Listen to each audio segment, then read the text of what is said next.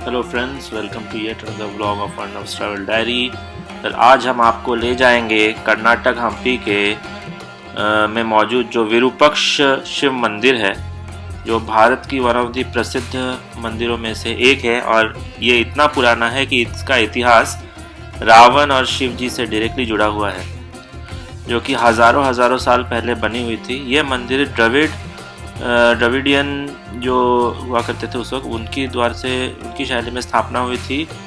और इस मंदिर का कुछ 500 साल पहले गोपुरम बना था। इस मंदिर में स्थापित जो शिवलिंग है उसकी कहानी रावण से जुड़ी हुई है। कहते हैं कि रावण को शिव जी ने एक शिवलिंग दिया था और भगवान शिव ने उनको दिया था। वो ये रावण लेके जा रहा था और उसी में बीच रास्ते में उन्होंने किसी गांव वाले या किसी भी लोकलाइट को ये लिंग पकड़ने को दिया था और गलती से उसने उसको वहीं नीचे रख दिया था और उसी से शिवलिंग की स्थापना वहाँ पे हो गई है या हो गई थी। और तब से यहीं पे ये मंदिर है। शुरुआत होती है यहाँ पे, अगर आप जब भी अंदर आएंगे तो शुरुआत होती है यहाँ पे इन गजानन महाशय से, जिनका नाम तो हमें पता नहीं है, लेकिन हाँ, ये 10 रुपये का केला खा के आपको आशीर्वाद जरूर दे देते हैं।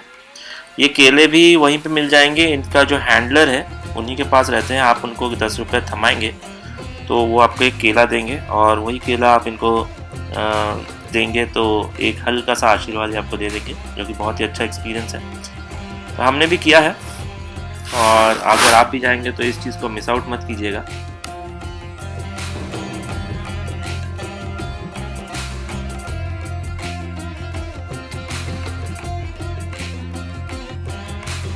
तो ये हमने देखा फर्स्ट एक्सपीरियंस हाथी का।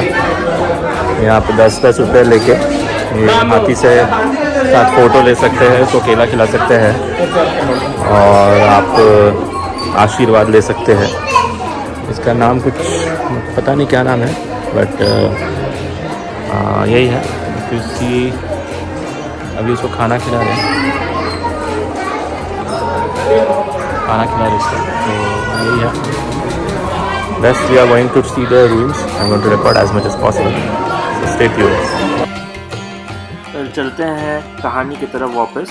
तो कहते हैं कि यह मंदिर भगवान विरूपक्ष और उनकी पत्नी देवी पंपा को समर्पित है, जो कि सीधा सीधा शिव और पार्वती है। विरूपक्ष भगवान शिव का ही एक रूप है। इस मंदिर की मुख्य विशेषता यह है कि शिवलिंग जो है ये दक्षिण की ओर झुका हुआ है, दक्षिण की ओर। तो पौराणिक कथाओं के मुताबिक रावण जब शिवजी के दिए हुए उस शिवलिंग को लेकर लंका जा रहा था, द वेरी फेमस श्रीलंका, तो यहाँ पर रुका था वो, तो कुछ रेस्ट लेने के लिए शायद। तो उसने इस जगह एक बूढ़े आदमी को शिवलिंग पकड़ने के लिए दिया था। तब तो उस बूढ़े आदमी ने शिवलिंग को ज़मीन पर गलती से रख दिया था। तब से यह शिवलिंग यहीं जम गया है और लाख कोशिशों के बाद भी हिलाया नहीं जा सका। मतलब रावण तक नहीं हिला पाया था इस शिवलिंग को। इसलिए तो सोचिए किस तरह से इसकी स्थापना हुई होगी कि आज के डेट पे यहाँ पे ये भव्य मंदिर बन गया है, जो एक बूढ़े बाबा की गलती की वजह से। नहीं तो आज ये शिवलिंग और ये मंदिर श्रीलंका में होता, हम्पी में नहीं। तो दीवारों पे अगर आप देखें, जो ये पिलर्स पे मैं दिखाने की कोशिश कर रहा हूँ, काफ़ी पुराने पिलर्स है। इनको फिर से इनके स्ट्रक्चर तो हिल डुल गए हैं और काफ़ी मतलब जर्जर हो गए हैं। तो इसको गवर्नमेंट फिर से रिवैम्प करने का कोशिश कर रही है। तो अगर आप दीवारों पर देखें तो मंदिर की दीवारों पर उस प्रारंभ के चित्र बने हुए हैं जिसमें रावण शिव से पुनः शिवलिंग को उठाने की प्रार्थना कर रहे हैं और भगवान शिव इनकार कर देते हैं। यहाँ अर्ध सिंह और अर्ध मनुष्य के देह धारण किए नृसिंह के 6.7 मीटर ऊंची मूर्तियां भी हैं, जो कि बाद में आपको वीडियो में दिखेंगी, जो मैंने रिकॉर्ड किया है। तो किंवदंती है कि भगवान विष्णु ने इस जगह को अपने रहने के लिए कुछ अधिक ही बड़ा समझा और क्षीर सागर वापस लौट गए। अच्छा, विष्णु जी ने इस जगह को उतना सीरियसली लिया नहीं था और शिव जी यहाँ पे बस गए। कोई बात नहीं। तो तुंगभद्रा नदी के दक्षिण किनारे पर हेमकूट पहाड़ी की तलहटी पर बने हुए हैं ये मंदिर। इस मंदिर का गोपुरम 50 मीटर ऊंचा है। गोपुरम जो मंदिर के ऊपर आप देखेंगे एक स्ट्रक्चर, एक गोल सा है, उसको गोपुरम कहते हैं। जो कि ज़्यादातर ये जो पूरा जो सेक्टर है, मतलब ये जो पूरा सदर्न रीजन है पूरा, वहाँ पे ज़्यादातर आप देखेंगे वही गोपुरम स्टाइल में सारे के सारे मंदिर बने हुए हैं। और एक एक गोपुरम कई टन्स में होता है, जो कि आज के डेट में भी मतलब उतने ऊपर मंदिरों में उसको चढ़ाया कैसे गया आज तक ज़्यादातर आर्किटेक्चर को समझ में नहीं आया। और यही डिज़ाइन पे ज़्यादातर मंदिर यहाँ पे बने हुए हैं। तो वापस आते हैं कहानी पर। भगवान शिव जी के अलावा इस मंदिर में भुवनेश्वरी और पंपा की मूर्तियाँ भी बनी हुई हैं। इस मंदिर के पास छोटे छोटे और मंदिर हैं जो कि अन्य देवी देवताओं को समर्पित हैं।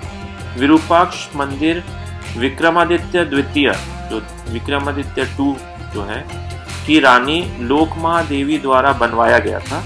और द्रविड़ स्थापत्य शैली में ये मंदिर, मतलब द्रविडियन स्टाइल में ये मंदिर ईंट तथा चूने से बनाया गया है। इसे यूनेस्को की घोषित राष्ट्रीय धरोहर में भी शामिल किया गया है।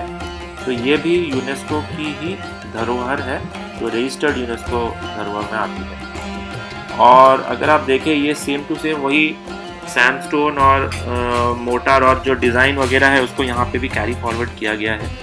यहाँ तो वैसे इतनी पुरानी मंदिर है कि काफ़ी जगह पे रीस्ट्रक्चरिंग, काफ़ी जगह पे जैसे पुराने डिज़ाइन को मैच करते हुए नए मटेरियल के साथ उसी को रिवैम्प कर दिया जा रहा है, जो कि आप ऊपर देख पा रहे हैं कहीं कहीं पे। लेकिन सोचिए इस किस्म का आर्किटेक्चर उस वक्त में बनाया गया था जो आज तक खड़ी है, सोचिए। तो और इसके पीछे माइथोलॉजिकली इतने पुराने चीज़ें हैं, मतलब रावण लेके जा रहा था एक शिवलिंग और गलती से यहाँ पे स्थापना कर गया, और तब से इसकी शिव जी की पूजा हो रही है। अच्छा, विरूपाक्ष मतलब शिव जी की तीनों इंद्रियां या तीनों आँखें यहाँ पे हैं, और बहुत ही कम शिवलिंग है जिसमें शिवलिंग पे तीनों आँखें स्थित रहती है। अभी कुछ ही देर में आपको शिवलिंग भी दिखाया जाएगा, कुछ ही देर में आ रहा होगा, मैं दिखाता हूँ। ये देखिए, ये है वो शिवलिंग जो झुकी हुई है, जिसको रावण लेके जा रहा था। And for size point of view आप देख सकते हैं कितनी बड़ी है। तो नॉर्मली तो इसको सेफगार्ड करने के लिए इस तरह से ग्रिल्स के थ्रू किया गया है, तो यहाँ पे जाना बहुत ही मुश्किल होता है और शिव जी के पास जाना बहुत ही मुश्किल होता है। और यहाँ बंदरों का बहुत उपद्रव है, तो अगर आप हाथ में भगवान की पूजा सामग्री, केले वगैरह अगर कुछ लेके जा रहे हैं तो वेरी मच पॉसिबल कि आपके हाथ से छीन के चले जाएंगे। नॉर्मली इनको इतनी छीनने की ज़रूरत नहीं पड़ती, क्योंकि आसपास के लोग इन्हें यूं ही दे देते हैं सब कुछ। और हाँ, पूरा का पूरा मंदिर इसी तरह बंदरों से भरा पड़ा है और काफ़ी सुंदर है, साफ़ सुथरा है, जितना साफ रख सकते हैं बोल सकते उतना है।